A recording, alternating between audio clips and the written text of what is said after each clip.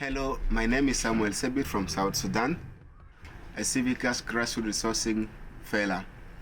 Grassroots movements and organizations across the world are faced with so many challenges in regards to secure resources to support their activities.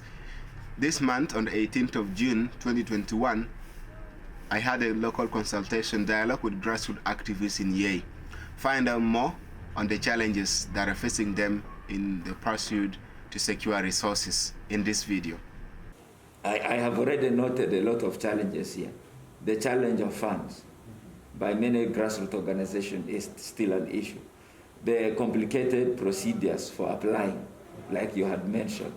The challenge of capacities to manage and even run our institutions, it is still there. The challenge of the working space. Many organizations do not have their own buildings, and they do not have access to infrastructure like the internet in Yei. It's a very big challenge. I'm trying to look at the string of attached sort of policy of donors. They don't focus on giving in a friendly donation to see that they wanted to cause change within communities. Though they call it a donation, it's a fund, they give it willingly. But at last, after they've given it out, you see that the sort of monitoring and evaluation policy become a thing that there is a string of attack. They are targeting a specific thing, but they don't really feel to give the donation now. See that? That is one issue that also causes problem at the grassroots. And one thing I was looking at the sustainability part of it, of all organizations.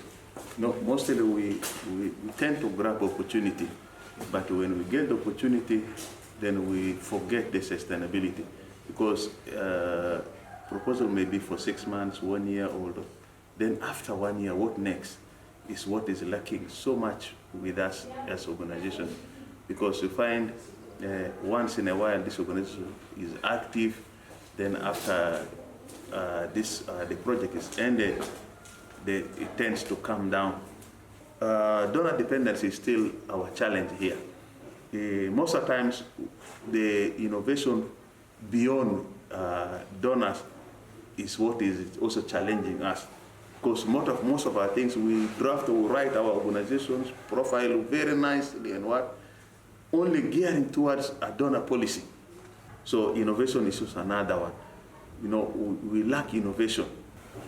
I'll really be very glad if Civicus can really have a very tangible influence, because emerging CBOs and civil organizations are being stepped on in only the policy system. Reason being, international bodies comes to a direct with a grassroots, and suppose this is to be handled by these grassroots organizations or leads. In terms of these proposals, you may find out that they are demanding for audited financial reports. But the donors that we work with, they do not even allocate money for auditing. Some of them do, but most of them do not. But when we are coming to apply for funding, this is one of the major requirements.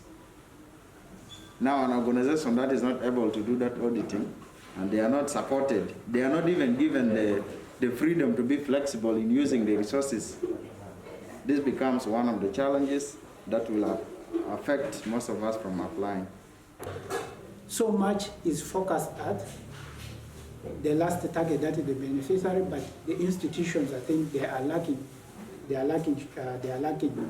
direct support to build their capacity. If we see also designs for the projects in South Sudan, I'm seeing like most of our projects we are designing in emergence, we are not looking at a resilience side, whereby like calls for proposal where you can get soft loan or liquid loans, they are not being seen in most of the calls in South Sudan.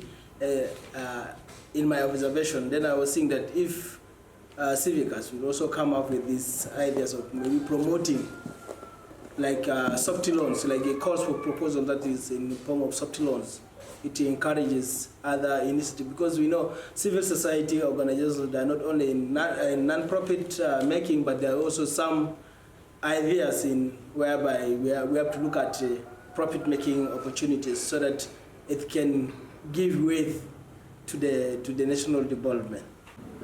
As well, you have to present the opportunities on ground, because I'm seeing that regarding the Grassroots Change Lab, as you said, Civicus is thinking of how they can come in because there's lack of structures. In connection to the opportunities, I feel it's important also to present opportunities like existing structures that can be strengthened and become what they really desire to come in to help in this case. And one example has been already cited, the Yei Civil Society Organization Forum.